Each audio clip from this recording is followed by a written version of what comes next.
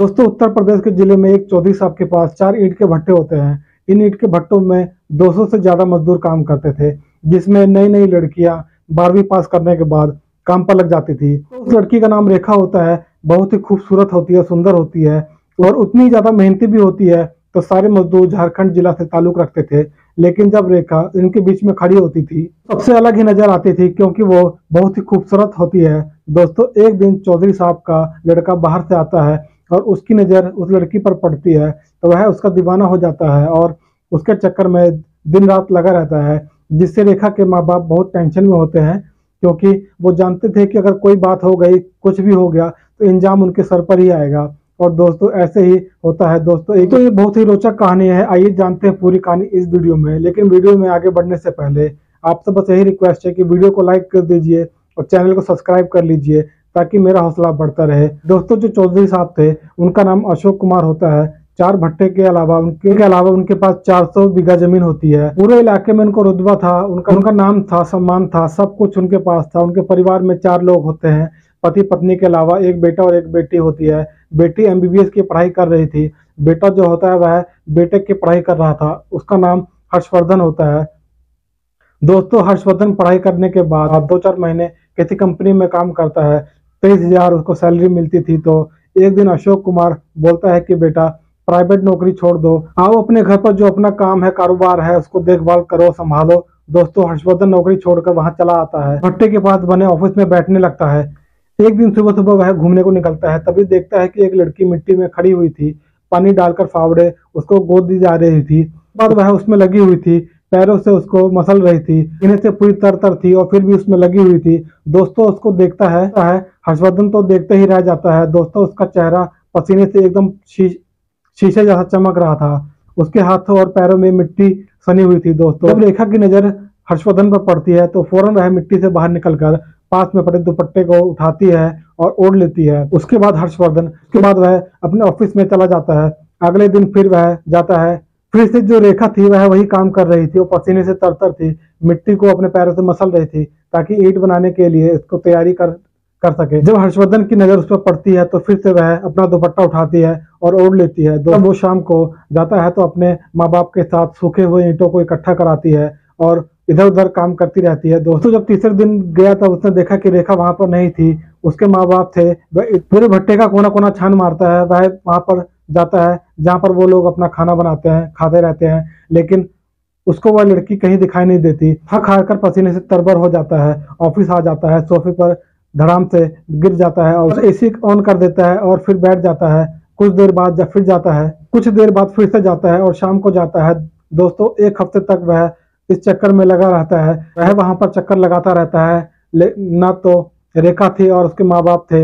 8वें दिन जब फिर वह वहां पहुंचता है तो दोस्तों, फिर से वह लड़की वही काम करती हुई दिखाई देती है, जिसको देखकर वह खुश हो जाता है और जाकर बोलता है कि आई कांट बिलीव दिस, कहाँ चली गई थी तुम? तो दोस्तों, रेखा कहती है कि कहीं पर तो नहीं गई थी, मैं यहीं पर तो थी। तो वह बोलता है कि मैं रोज यहाँ पर आता था, लेकिन तुम दिखाई नहीं देती थी, तुम यहाँ पर कैसे थी? दोस्तों, तभी उसके माँ बाप आ जाते हैं। माँ बाप हर्ष से नमस्ते करते हैं, क्योंकि वह जानते थे कि यह मालिक का बेटा है, नया नया आया है। तो हर्ष ने बोला कि आप लोग कितने सालों से काम कर रहे हैं? तो उसके माँ बाप बोलते हैं कि हमें 15 साल हो गए काम करते करते। तो उसने रेखा के बारे में पूछा तो उनसे बोला कि यह हमारी बिटिया है। यह हर्ष ने कहा कि यह बहुत काम करती है, बहुत मेहनत करती है। यहाँ की लड़की तो इतना काम नहीं करती। हमारे घर की जो लड़कियां हैं वो आटा गूंथने रोटी बनाने के लिए, और यहाँ तो यह ट्रॉली भर मिट्टी बेचारी परेशान होती रहती है, इसको मसलती रहती है। तो उसके माँ बाप बोलते हैं कि भैया मेहनती तो है, बहुत ही काम करती है। उसने बोला कि आपकी लड़की तो बहुत अच्छी है। बोलता है कि आपकी लड़की तो बहुत अच्छी है। दोस्तों, इतना सुनने बाद रेखा जो थी उसको थैंक्स बोलती है कि थैंक यू अंग्रेजी के। जब ये 2 शब्द रेखा के माँ बाप सुनते हैं तो उसको बड़ा प्राउड होता है और बोलते हैं कि भैया, यह मेरी बिटिया है, पढ़ी लिखी है, काफ़ी होशियार है, अपने 12वीं पास कर रखी है इसने, और नानी का देहांत हो गया तो इसलिए यह हमारे पास चली आई है। अब हम इसको कहाँ रखे थे, तो हमने अपने पास ही लेकर चले आए हैं और 1-2 साल के बाद हम इसकी शादी कर देंगे तो यह अपने घर चली जाएगी। अब दोस्तों, रेखा के जो माँ बाप ने अपनी बिटिया की तारीफ करी कि यह पढ़ने लिखने में ठीक ठाक है, बहुत ही तेज है। तो हर्षवर्धन बोलता है कि कौन से सब्जेक्ट से 12वीं करी है? तो बोलती है कि मैंने मैथ से किया है।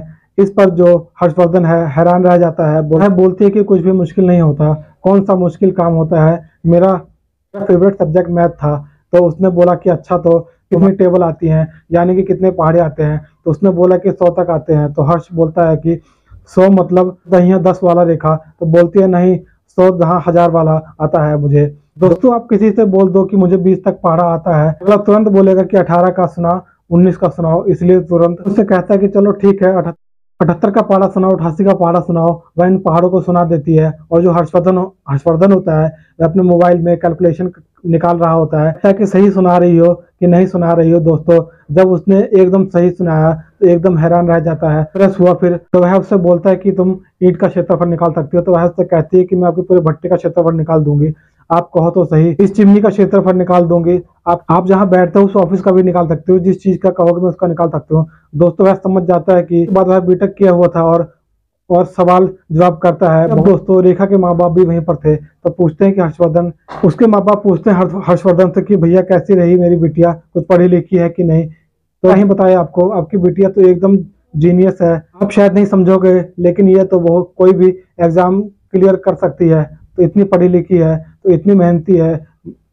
वाकई में बहुत ही ब्यूटीफुल है। दोस्तों उसके बाद वह चला जाता है।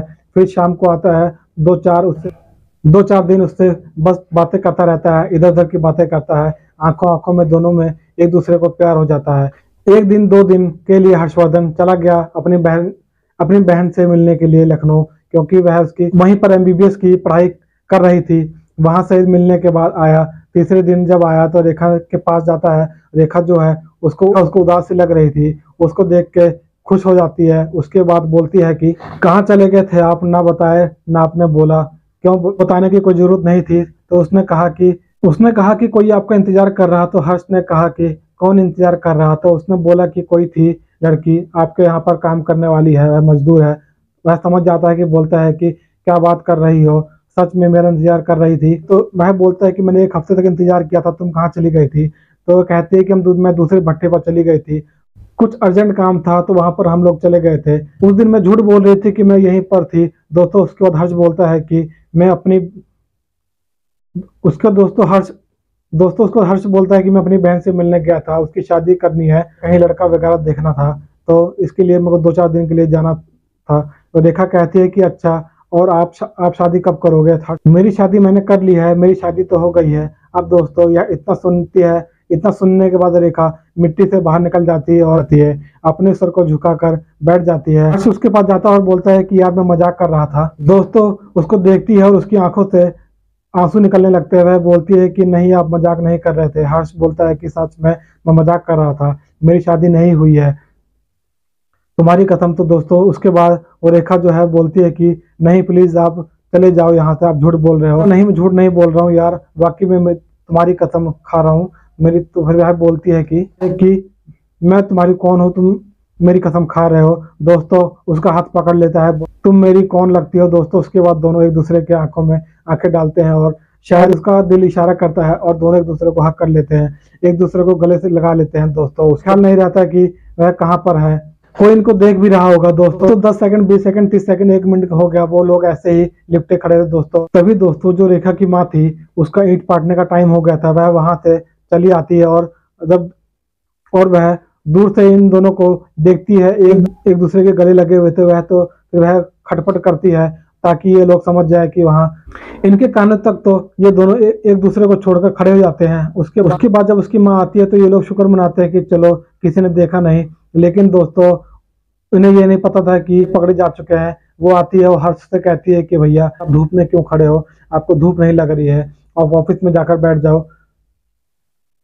इस तरीके से मजदूरों के बीच में रहना इतना ठीक नहीं है। दोस्तों वह चला जाता है। उसके बाद वह वहां अच्छे से रेखा की खबर लेती है। दोस्तों उसके बाद रेखा की जो माँ उसको समझाते हुए कहती है कि देख बेटा, यह बड़े लोग हैं, खराब लोग होते हैं, इतना कुछ कर नहीं पाएंगे हमको। अगर इसके पिताजी को यह पता चल गया कि इस तरीके से भट्टे पर यह सब कुछ हो रहा है, तो हम तीनों को इस भट्टे में झोंक डालेंगे, इसी में डलवा देंगे, किसी को पता भी नहीं चलेगा।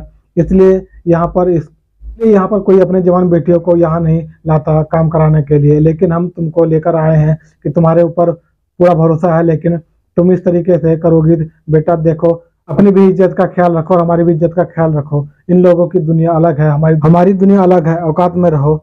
इस तरीके से तुम बातचीत करती हो, मुझे अच्छा नहीं लगता है और आगे से सावधान रहना, ऐसा कुछ भी नहीं होना चाहिए। अब दोस्तों, जिंदगी में पहली बार जो रेखा थी उसने प्यार किया था, उसे इतने कठोर शब्दों के डरावने अनुभव के साथ उस पर पाबंदी लगा दी जाती है और जो हर्ष होता है वह इधर से चला जाता है और उसका हौसला सातवें आसमान पर होता है। दोस्तों, शाम को गाड़ी निकालता है, मार्केट जाता है और रेखा के लिए कपड़े लेता है और गिफ्ट लेता है। उसके बाद वह सुबह सुबह फिर से जाकर एक बैग में लेकर वह वहाँ खड़ा हो जाता है।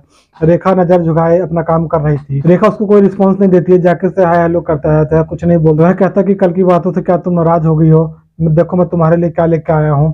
तो रेखा उसको देखती है और रेखा उसको देखती है और बोलती है कि प्लीज आप मेरे पास मत आया करो, कल मेरी माँ ने देख लिया था, मुझे ऐसे ऐसे कहा है, आपके पिताजी जान पाएंगे तो सबको मार डालेंगे, आपको तो कुछ नहीं होगा, प्लीज मैं आपसे हाथ जोड़ती हूँ, आप यहाँ मत आया करो, मुझसे बातें मत किया करो। दोस्तों, रेखा की जो माँ होती है वह इनकी हरकतों को देख लेती है।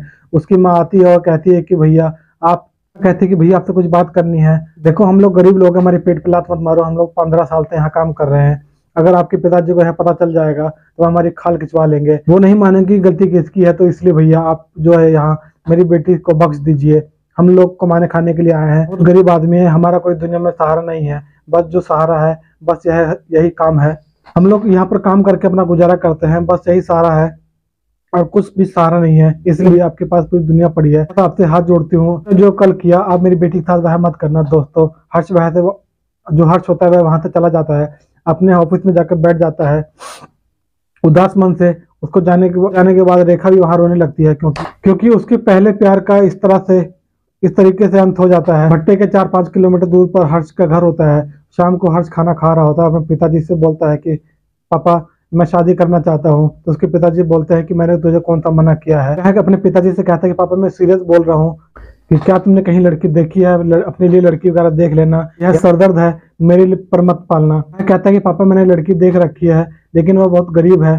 तो वह बोलते हैं कि गरीब और अमीर से हमें कोई मतलब नहीं है, लड़की अच्छी होनी चाहिए, हमारे पास कौन सी किसी चीज की कमी है, कौन सा किसी से दहेज मांग रहे हैं। हर्ष बोलता है कि पापा जो लड़की है वह थोड़ा कम पढ़ी लिखी है। तो वह बोलते हैं कि बेटा मैंने तुझे इंजीनियर बनाया है इसलिए कि तुम इस तरह की बेवकूफ़ी करो। अनपढ़ लड़के की बेटा मैंने तुझे इंजीनियर बनाया है तो इसीलिए मैंने बनाया कि इस तरह की बेवकूफ़ी करेगा, अनपढ़ लड़की बिल्कुल नहीं चलेगी। तो हर्ष बोलता है कि पापा वह लड़की बिल्कुल भी अनपढ़ नहीं है, थोड़ी अच्छी पढ़ी लिखी है, दुगनी जानकारी है, उसके बाद नॉलेज भी बहुत है। तो फिर अशोक बोलते हैं कि बेटा तो ठीक है, कोई खासियत तो होगी तो बताओ। इसलिए हर्ष बोलता है कि पापा वह जो लड़की है वह अपने ही भट्टे पर काम करती है। तो उसके पापा जो होते हैं वह सुनते हैं और चौंक जाते हैं और वह खड़े हो जाते हैं,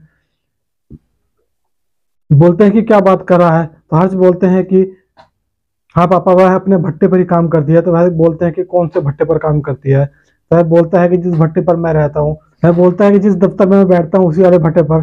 अच्छा उस लड़की का क्या नाम है। तो बोलता है पापा उस लड़की का नाम रेखा है। तो वह बोलते हैं अच्छा वह सुखदेव की लड़की है। तो वह बोलता है पापा मुझे उनका नाम तो नहीं पता लेकिन हाँ वो 3 लोग उसके माँ बाप और वो उसी अपने भट्टे पर काम करते हैं। इतना सुनने के बाद जो उसका अशोक होते हैं उसके पिताजी होते हैं वे अपने मुंशी को फोन करते हैं और भट्टे पे कहते हैं कि जाकर फोन करते हैं और बोलते हैं कि मुंशी जी जाकर भट्टे पर जो सुखदेव है उसको उसकी पत्नी और उसकी जो लड़की है उसको बुलाकर मेरे घर पर लेके आओ। जाता है, देखता है कि वो लोग खाना खा रहे होते हैं। तो मुंशी को देखते हैं तो बोलते हैं कि क्या बात होगी मुंशी जी। तो वो कहते हैं साहब ने तुम्हें घर पर बुलाया है। जो जो रेखा की माँ होती है वह डर जाती है और जाके मुंशी के पैरों में गिर जाती है। तब बोलती है कि साहब हमसे गलती हो गई है, मेरी बेटी से गलती हो गई है। तो वह बोलता है कि ऐसी क्या बात हो गई। तो वह उसको पूरी कहानी बताती है। तो वह कहता है कि मेरे नाक के पीछे तुम लोग ऐसा कर रहे थे, तो चलो कोई बात नहीं, चलो घर चलो देखते हैं क्या होता है। तो वह घर जाने से मना करते हैं। तो मुंशी कहता है कि डरो मत, मैं भी तो तुम्हारे साथ चलूंगा, तो वहां जाके पता लगेगा कि क्या बात है। लेकिन वो जाने को तैयार नहीं होते। तो मुंशी कहता चलो कोई बात नहीं, कोई दिक्कत नहीं होगी। 3 लोग रात को 10 बजे 11 बजे उसके घर जाते हैं और जब जो उसके पिताजी अशोक कुमार होते हैं वह उनको देखते हैं, उनको देखते ही जो रेखा की माँ होती है वह उनके पैरों में गिर जाती है, बोलती कि साहब हमें माफ कर दीजिए, इसमें मेरी लड़की की कोई गलती नहीं है। तो वह उसके पति से बोलते हैं कि इनको उठाओ। तब वह उसको उठाता है और बोलते हैं कि रेखा बेटा तुम इधर आओ। रेखा को अपने पास बुलाते हैं और रेखा उनके पास जाती है तो उससे पूछते हैं कि बेटा तुम इससे प्यार करती हो कि तुमसे प्यार करता है? साहब गलती मेरी ही है, इनकी कोई गलती नहीं है। तो उतने में ही जो अशोक का लड़का होता है वह बोलता है कि पापा इसकी कोई गलती नहीं है, सारी गलती मेरी ही है, पहले मैंने ही इसकी तरफ हाथ बढ़ाया था।